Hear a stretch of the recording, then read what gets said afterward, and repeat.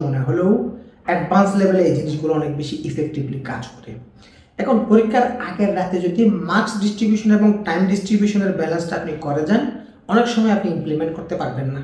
তাই model test দেওয়ার আগে যদি আমরা অ্যাকর্ডিং টু মার্কস টাইম ডিস্ট্রিবিউশনের কাজটা করে ওটাকে মডেল টেস্ট একবার ইমপ্লিমেন্ট করতে পারি, তাহলে পরে আমরা ফাইনালে গিয়ে ওটাকে যথাযথভাবে ইমপ্লিমেন্ট করতে পারবো।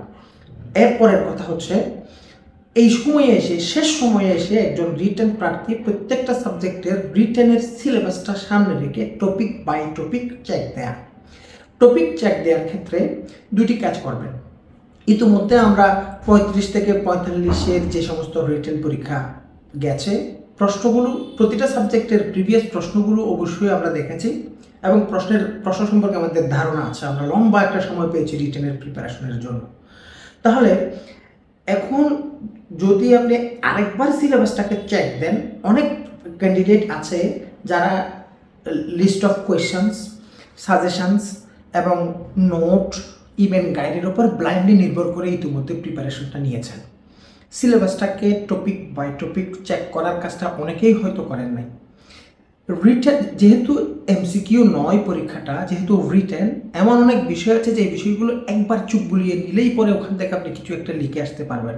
তাই প্রতিটা সাবজেক্টে হোক সেটা বাংলা, সহজ সাবজেক্ট, প্রতিটা সাবজেক্টের সিলেবাসটা ধরে ওই সিলেবাসটাকে একবার রিড আউট করবেন এবং দাগিয়ে দাগিয়ে দেখবেন এই এই এই এই টপিক এটা আমি পড়েছি, এখান থেকে প্রশ্ন আসলে আমি পারবো। এবং এই কাজটা করার সময় সাদা খাতা এবং কলম নিয়ে 1-1.5 ঘন্টা একটু সময় দেন।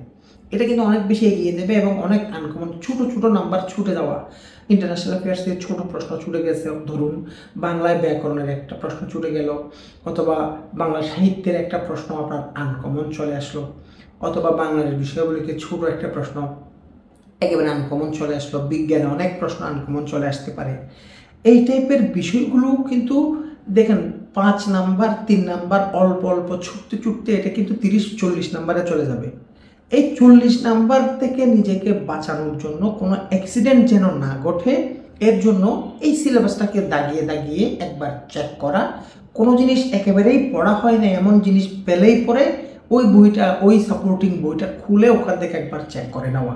This is crucial, this is best most important part of your preparation at the end of your tenure.